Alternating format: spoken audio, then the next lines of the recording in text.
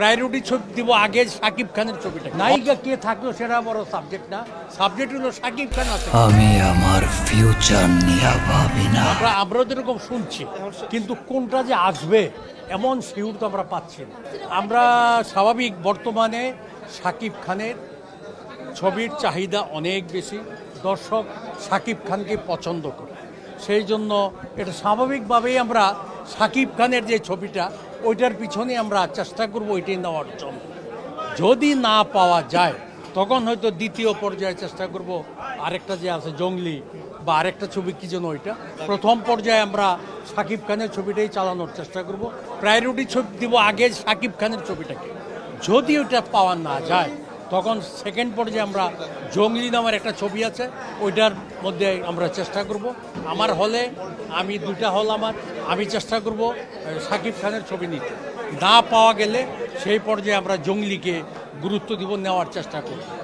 আর আমি অনুরোধ করব আগামী পরের যে ঈদুল আজহা সেই সময় যেন ভালো ছবি আগে থেকেই প্রডিউসার রেডি করে রাখে, কোন দুইটা তিনটা যেই কোটেই আসুক ওই যদি নির্ধারিত থাকে তাহলে আমাদের জন্য সুবিধা হয়, আমরা সেই ছবি নিয়ে চালাতে পারি এবং প্রচার করতে পারি। এখন ছবি যেভাবে আমাদের দেশে নির্মিত হচ্ছে এতে সিনেমা হলগুলি বাঁচিয়ে রাখা যাবে না। সারা বছর কোনো ছবিই হয় না, হলগুলি একরকম আমরা বন্ধ করেই রাখি, ছোটোখাটো দুই একটা ছবি চালিয়ে কোনোরকমে পরিষ্কার পরিচ্ছন্ন করে হল রাখি।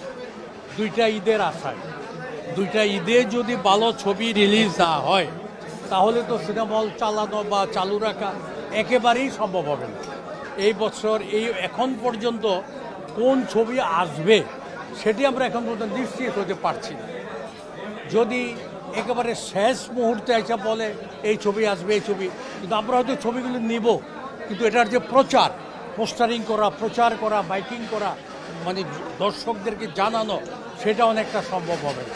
সেই জন্য আমরা হল এই ছবিটা নিয়ে লাগানোর পরেও হলের যে প্রাথমিকভাবে যে একটা সেল হয় এক দুই দিন, সেই সেলটা থেকে আমরা বঞ্চিত হই। আমরা চলচ্চিত্র প্রদর্শক সমিতির পক্ষ থেকে সরকারের যিনি তথ্য মন্ত্রণালয়ের দায়িত্বে আছেন তার সাথে আমরা মাঝে মাঝে দেখা করে আমরা আমাদের সমস্যাগুলি বলি।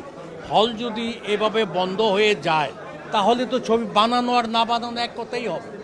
সেই জন্য হলগুলিকে চালু রাখার জন্য আমরা বলছি দেশের বাহিরের ছবি যদি আমাদেরকে কিছু কিছু আনার অনুমতি এখানে দেয়, সেই ছবিগুলো যদি আসে, যেই সময়ে আমাদের দেশীয় ছবিগুলি থাকবে না, আমরা পাবো না, নির্মিত হবে না, তখন সেই সময়ে ভারতীয় ছবি বা অন্য ছবিগুলো যদি এখানে মুক্তি পায় আমরা সেগুলি চালিয়ে হলগুলিকে বাঁচিয়ে রাখতে পারবো। এতে গিয়ে হলের সংখ্যা বৃদ্ধি পাবে।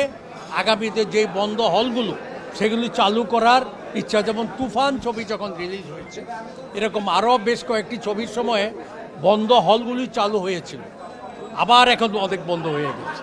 এখন তো 120-130টা বলছেন, 250-র উপরে হল এক সময় হয়ে গেছিল, 250-275-এর মতো, এখন আবার কমে গেছে।